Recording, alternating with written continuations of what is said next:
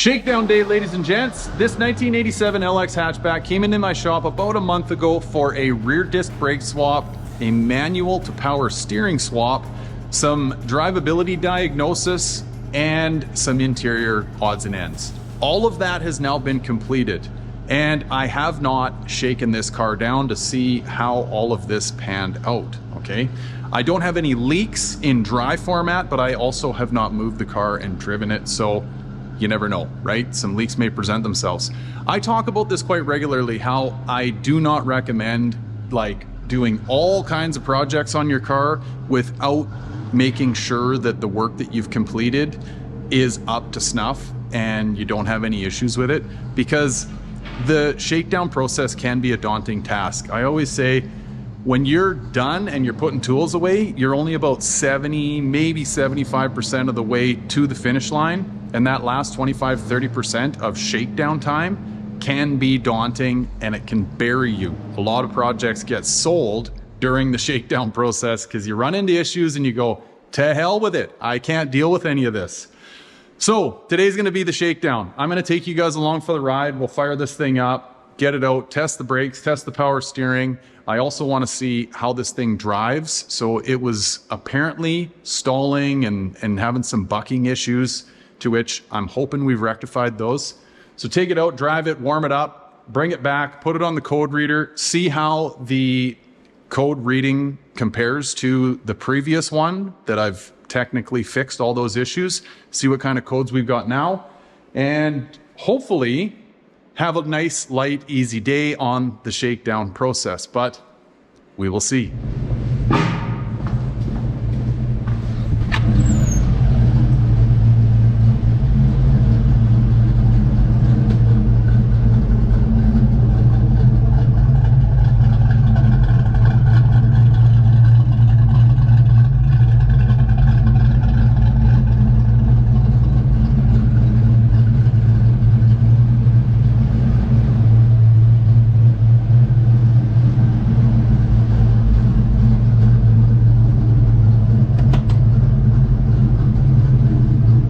So we're just warming up, all seems well, no check engine lights. The car did start a little easier than I remember it starting too, so that's maybe a good sign. I'm gonna get you guys rigged up in the cab here with me and we'll get out for a little cruise. All right, we're rolling.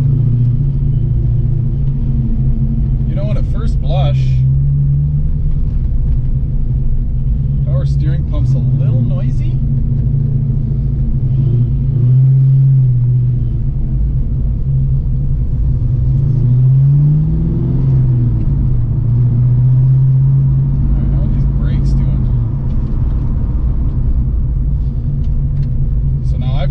Got the bias of these brakes turned almost shut, so I'm pretty much running front brakes.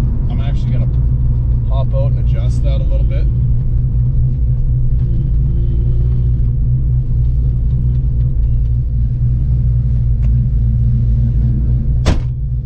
All right, give that a little whirl. So I mentioned in my brake video, you got to do some messing around with them, right? And get your bias set up correctly.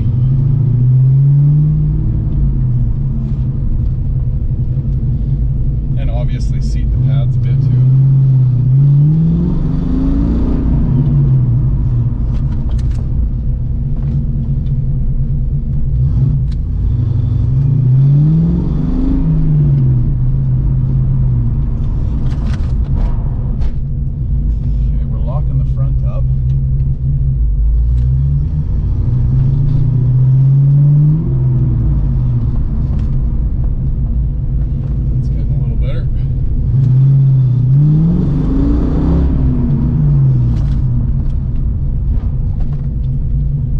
Locking before the back, which is, well, locking brakes is never good, but you really don't want that back end locking up, right? And that's one of the potential issues with going to disc and, well, not doing it properly as well. That can be, that can cause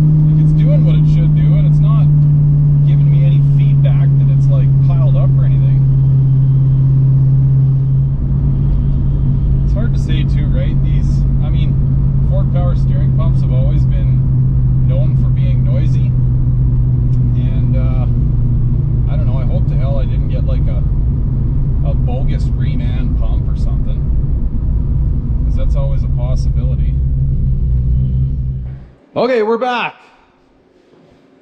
Now, the power steering noise, yeah, I'm kind of wondering if maybe I've got an air bubble stuck in there. So that will be something I'm tending to. Obviously, you know, the first thing you need to check is whether or not your fluid's topped off, which we are. So that's good. You know, belt alignment. In this case, this pump didn't come with a pulley on it, so I had to press it on there. That could be some of your issue if your pulley's out of alignment and just putting some stress on that pulley. Now, that situation would probably present itself more at idle, which in my case, I don't have a noise at idle. It's only when it's under load. However, I may look a little closer into that. I'm kind of wondering if maybe I'm a little too far in on my pulley. Anyway, so that's one of the things I want to check out. Okay, we are going to check codes. However, I want to go underneath the car first and check for leaks, right? We got to check for brake fluid leaks, power steering leaks. So obviously check all your connections. I don't know how well you guys can see up in there. I hope you can. Looks like we're dry on the rack. That's a good thing. Hoses are dry. Also a good thing. Everything looks decently good and tight still. Okay, we're looking up there. That's not dry at all. I think this thing needs a rear main. Now, brakes. Okay, we've got our T up top there. Don't see any leaks up there. Everything looks pretty good. Check out at the calipers. Well, folks, this doesn't happen every day, but looks like we might be in good shape underneath here. I should have mentioned while we were moving the car around too, e-brake's working nicely. I could maybe give it a little bit more tension. Sorry, it's hard to see up in there, right? But if you caught my brake video, you would have seen that, you know, this needs to be adjusted up there at that shiny T. Yeah, I don't know. It does, like, whatever. It holds the car. I should maybe put it on a hill and see. There is a point of diminishing returns, though. You tighten it too much, and all of a sudden you got your emergency brake engaged. So, well, yeah, we did have the diff cover off. Everything looks good and dry there. The old school RTV tune-up worked nicely. Okay, so yeah, I think we're good on the leak side of things. We'll maybe drop her down, get the code reader on it, and see how that program turned out. Code 10. All right, let's see what we're dealing with here. Now, for any of you kind of wondering about more of the ins and outs on how to run one of these, I have done a video on my channel. My buddy, actually, Matthew Puzzi, Tech Motions channel, he's done a really good one too. Key on, engine off, key on, engine on. He goes into a little more depth than I do, but anyway, we're going to do the key on, engine off codes right now.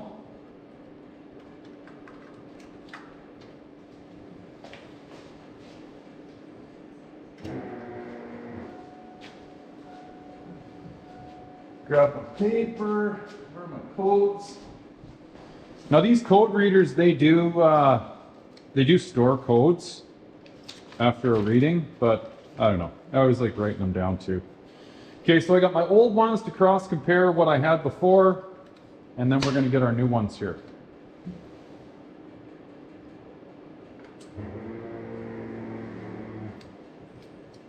Okay, here's the situation. It's a heck of a lot prettier than the first one we had. So this is where we started. This is where we're at. Code 67 I'm not worried about. That's the neutral safety switch. I didn't do the test with just the emergency brake on and it out of gear. So anyway, you're going to get that code if you do the test with the vehicle in gear. 82 thermactor. that has carried over. Okay, now I'm not sure that I'm going to chase this one too much longer, because the air pump or thermactor, smog pump, whatever you want to call it, has been removed from this car. Okay, and I've never known that code to cause any grief, so I think we're going to leave that guy alone, even though it's a carryover. Now, getting into the continuous codes, we've got code 29, which is the variable speed sensor circuit, and now this is the one that I repinned into the computer. I'm kind of wondering if what I might first try before I get into cutting and splicing and dicking around with all this, is I might clear the codes completely and do another test drive and see if that cleans this up, because I have technically done everything that should be done to get rid of that code. Now, 33, this one's interesting. EGR not opening. And now what's interesting here is, before I had the EGR control circuit, this is the EGR solenoid, I put one of those in. Okay, now the next issue is we're getting EGR stuff. So what I'm going to do, I've seen this before, I'll maybe even try and link the video for you here. I was having a similar situation in my coupe, and what happens with these EGRs is they can just get piled up with carbon, and the pin that opens and closes under vacuum it can't open, because it pretty much gets welded shut with carbon. So I'm going to pull that off and check that out. I'll also link the video for you too, instead of maybe boring you with this one. I'll maybe show you some stuff too. But anyway, in case you're running into this issue too, right? It's a very, very simple fix to clean that thing out. But anyway, we're going to tackle that, clear the codes, and then go for another test drive. All right, folks, EGR's off. A nut and a bolt. Okay. 1/2 inch, 9/16. You peel this guy off of there, and as expected, this thing is carboned right over and stuck, so that should open. I mean, they're a little bit hard to open, but this one is completely stuck. So I am going to work that loose and clean it out a little bit around the edge, get that carbon out of there, blow it out with some compressed air, and see if this fixes our EGR malfunctioning problem. Now, a person obviously doesn't have to go to all this trouble. You can, I shouldn't even say it, but you can delete this said part, okay?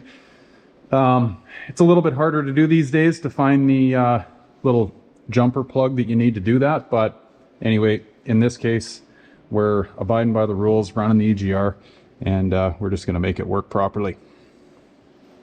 Okay, I'll just give her a little bump here. Okay, there we go. So now I'm just gonna clean this guy up so it buys him some time before he's piled up and carboned up again.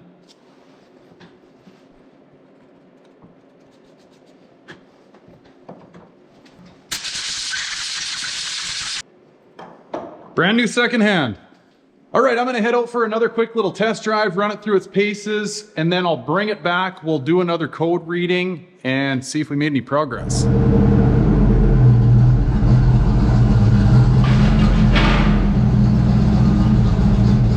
All right, folks, we're back from our cruise, up to temp. That's actually something I left out as far as like tips and tricks go when you're code reading here. Your engine should be up to temp, okay, before you go and read codes. It will kick out various codes that it shouldn't be if it's not up to temp. So anyway, have your car up to temp, then read the codes. So I'm gonna give her another quick read here and we'll see where we're at.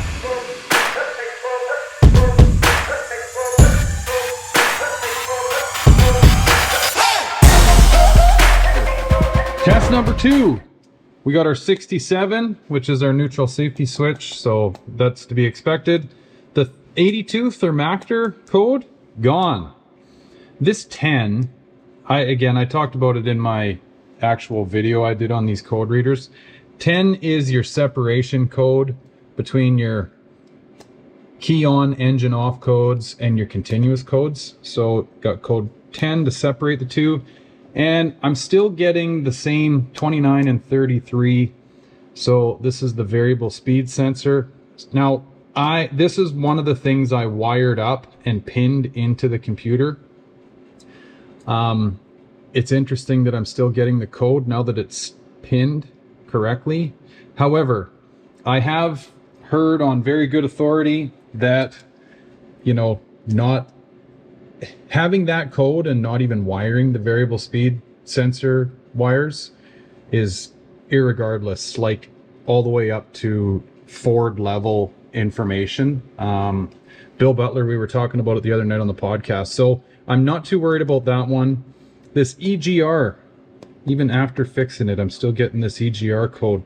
So that's interesting. This may take a little bit more diagnosis to figure out why we're getting this EGR code. However, the car is driving flawlessly. It is not showing any signs of acting up. It's not stumbling. It's not stalling. It's running pretty much like a stock car. So overall, even though we've got a couple of codes still sticking around on the computer, I'm not too concerned about these. Okay, folks. Well, now listen, I did not know how this video was going to go, to be completely honest with you. I wasn't sure if I was going to be riddled with problems or, like, as you've seen, not so many. In all honesty, I think I made out like a bandit. Now, one thing I will circle back to is I mentioned to you during the ride along that power steering pump was making quite a racket. Well, by the time I got back, it was quiet.